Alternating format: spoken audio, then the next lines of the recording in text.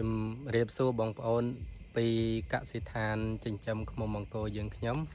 សូមធ្វើការបង្ហាញជូនបងប្អូនពាក់ព័ន្ធទៅនឹងការដាក់ចិញ្ចឹមឃ្មុំនៅក្នុងព្រៃធម្មជាតិរបស់កសិដ្ឋានចិញ្ចឹមឃ្មុំអង្គរយើងខ្ញុំណាបាទនេះគឺជាទីតាំងមួយកន្លែងដែលខ្ញុំដាក់នៅលើភ្នំកលែនពីព្រោះព្រៃធម្មជាតិអញ្ចឹងយើងអាចដាក់ជុំគ្នាច្រើនបានទេបងប្អូនណាបាទយើងអាចដាក់មួយកន្លែងបានត្រឹម30-40សបុកមួយកន្លែង30-40សបុកអញ្ចឹងទៅពីព្រោះវាបានពីព្រៃធម្មជាតិអញ្ចឹងណាបងនឹងបងប្អូនហ្នឹងហើយជាទូទៅសម្រាប់កសិដ្ឋានចិញ្ចឹមឃ្មុំរបស់ខ្ញុំនៅតំបន់នេះគឺពួកខ្ញុំលែងប្រមូលផលហើយបាទពីព្រោះអីគឺយើងប្រភេទផ្កាព្រៃចាប់ផ្ដើមពីខែហ្នឹងទៅគឺវាលែងសូវមានផ្កាហើយអញ្ចឹងណាហើយមួយទៀតនៅតំបន់ភ្នំវាភ្លៀងជោកជាំអញ្ចឹងទៅវាធ្វើឲ្យទឹកដមរបស់ផ្កាហ្នឹងវាហូរទៅជាមួយនឹងទឹកភ្លៀងហ្នឹងអញ្ចឹងហើយឃ្មុំអត់សូវប្រមូលបានទេនៅពេលដែលយើងបង្ខំចិត្តនៅតែប្រមូលវាទៀតវាធ្វើឲ្យឃ្មុំហ្នឹងប្រឈមនឹងបញ្ហាអញ្ចឹងណាសម្រាប់កសិដ្ឋានយើងខ្ញុំគឺលែងធ្វើការប្រមូលផលឲ្យបងប្អូនបាទហើយមួយទៀតតកតងទៅនឹងកសិដ្ឋានរបស់យើងខ្ញុំនៅខាងបាត់ដំបងបៃលិនយើងនៅតែធ្វើការប្រមូលធម្មតាបងប្អូនណាបាទនៅតែធ្វើការប្រមូលធម្មតាទេប៉ុន្តែខាងនោះយើងប្រមូលពីផ្កាមៀនផ្កាតង្កែនបងប្អូនណាបាទអញ្ចឹង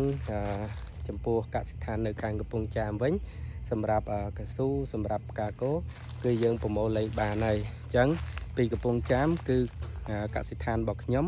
ដឹកពីហ្នឹងមូទៅដាក់នៅបៃលិនបាត់ដំបងវិញអញ្ចឹងណាហើយសម្រាប់កសិដ្ឋាននៅលើភ្នំកលែនគឺយើងຕົកនៅនឹងដដែលយើងអាចសង្គ្រោះវាបានតិចតាមប្រភេទផ្កាវាមិនមែនអត់សោះឲ្យវាចាញ់ខ្លះដែរមួយអញ្ចឹងណាអញ្ចឹងបង្ហាញជូនបងប្អូនពីកសិដ្ឋានរបស់កសិដ្ឋានចិញ្ចឹមឃ្មុំអង្គរយើងខ្ញុំ3តំបន់ហ្នឹងហើយបញ្ជាក់ជូនបងប្អូនដែរថាប៉ះសិនបើបងប្អូនមានតម្រូវការទឹកឃ្មុំពីទឹកដមផ្កាព្រៃធម្មជាតិរុក្ខជាតិឱសថពីភ្នំកលែនបងប្អូនអាចទំនាក់ទំនងមកហាងទឹកឃ្មុំអង្គរយើងខ្ញុំបានអញ្ចឹងណាបងប្អូននៅភ្នំពេញចង់ទិញនៅហាងរបស់ខ្ញុំផ្ទាល់នៅកម្ពុជាមួយបងប្អូនណានៅបរិយាពិភពថ្មីមួយអញ្ចឹងប៉ះសិនបើបងប្អូនចង់ទៅផ្ទាល់ក៏អញ្ជើញទៅទីនោះបានបងប្អូនចង់បានផ្ញើតាមក្រុមហ៊ុនដឹកជញ្ជូនក៏ខ្ញុំផ្ញើជូនបានខាងខ្ញុំមាននៅក្រុមហ៊ុនរបស់ខ្ញុំនៅសៀមរាបនៅរវងមូព្រៃគុយអញ្ចឹងប៉ះសិនបើបងប្អូនមានតម្រូវការទិញនៅនឹងផ្ទាល់ក៏បានឬក៏ឲ្យខាងយើងខ្ញុំផ្ញើក៏បានអញ្ចឹងណាបងប្អូនបាទហើយធានាគុណភាពសុទ្ធជូនបងប្អូន 100% លក់ដោយប្រើបេះដូងខ្មែរបាទខ្មែរដែលស្រឡាញ់ខ្មែរពិតប្រាកដបាទហើយព្យាយាមផលិតទឹកឃ្មុំឲ្យល្អដើម្បីចែកជូនទៅកាន់អតិថិជនឲ្យពួកគាត់ដឹងថាផ្កាដែលឃ្មុំរកបានពីតំបន់ភ្នំកលែនដែលជារុក្ខជាតិឱសថហ្នឹងទឹកដមវារសជាតិយ៉ាងម៉េចមានសារធាតុចិញ្ចឹមអីខ្លះទឹកឃ្មុំដែលពួកខ្ញុំប្រមូលបានពីចំការប្រភេទដំណាំកសិកម្មនៅតំបន់កំពង់ចាមនិងប្រភេទរសជាតិវាក្លិនវារសជាតិក្លិនហើយគុណភាពវាយ៉ាងម៉េចខ្លះផ្កាដែលខ្ញុំប្រមូលបានពីសក្តានុពលផ្នែកដំណាំកសិកម្មដែរនៅទឹកដីបាត់ដំបងបៃលិនប្រភេទជាផ្កាព្រៃដុះតាមមាត់អូខ្លះហ្នឹងយ៉ាងម៉េចខ្លះប្រភេទទឹកដមដែលបានពីផ្កាមៀនយ៉ាងម៉េចខ្លះបានពីផ្កាតង្កែហ្នឹងយ៉ាងម៉េចខ្លះអញ្ចឹងណាបងប្អូនអញ្ចឹង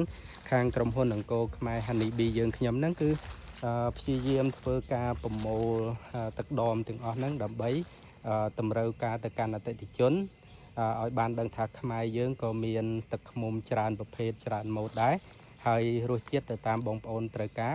តម្លៃក៏ទៅតាមលទ្ធភាពរបស់បងប្អូនដែរអញ្ចឹងប្រសិនបើបងប្អូនពេញចិត្តនៅវីដេអូផ្សព្វផ្សាយអំពីទឹកឃ្មុំខ្មែរយើងបងប្អូនជួយ like ជួយ comment ល្អជួយ share ផងបងប្អូនណាដើម្បីឲ្យខ្មែរយើងបានដឹងថា ប្រភេទទឹកឃ្មុំចិញ្ចឹមនៅក្នុងព្រៃដូចខ្ញុំបង្ហាញនោះសបុកនៅខាងក្រោយហ្នឹងប្រភេទទឹកឃ្មុំចិញ្ចឹមក៏ពិតមែនប៉ុន្តែចិញ្ចឹមនៅក្នុងព្រៃបានពីផ្កាព្រៃធម្មជាតិបែបរុក្ខជាតិឱសថអញ្ចឹងរសជាតិក្លិនប្រើចំពោះឱសថហ្នឹងវាពិសេសប៉ុណ្ណាអញ្ចឹងណាបងប្អូនបាទហ្នឹងហើយសង្ឃឹមថាបងប្អូននឹងគាំទ្រហើយនឹងជួយ like ជួយ share ផងបងប្អូនណាបាទសូមអរគុណ